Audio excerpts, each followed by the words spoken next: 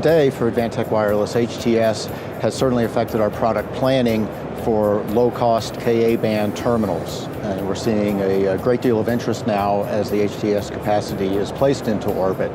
And our technology roadmaps, which we've been working on for the past few years, are now coming to fruition to support those markets. So we're not seeing a lot of active shipments in the HTS market today, but we're tracking a substantial number of opportunities.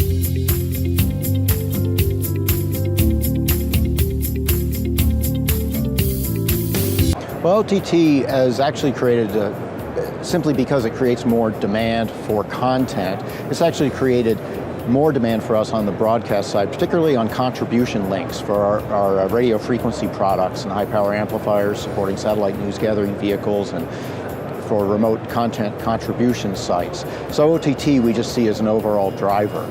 In terms of how we reach our customers, there hasn't been a noticeable effect on that because we don't really support the end user so much. We're a little along the middle of the value chain. And so if we have to attribute anything to OTT, it's been an increase in demand.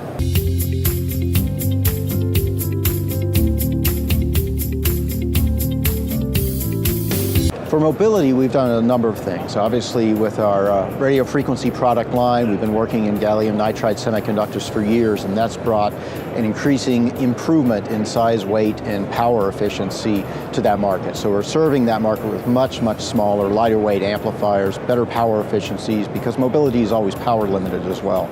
On the networking side of our business, we've actually just this year launched an upgrade product to our tactical modem product line, our 83L series, which includes direct sequence spread spectrum. So spreading a function that's important for mobility applications where you're using small remote terminals.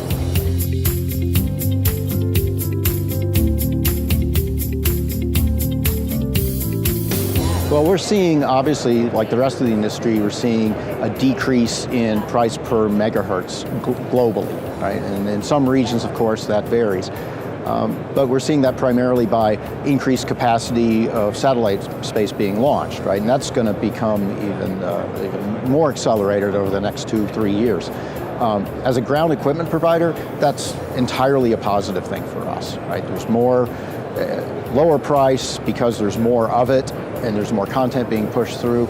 All of those dimensions are positive for our sector of the value chain in the industry.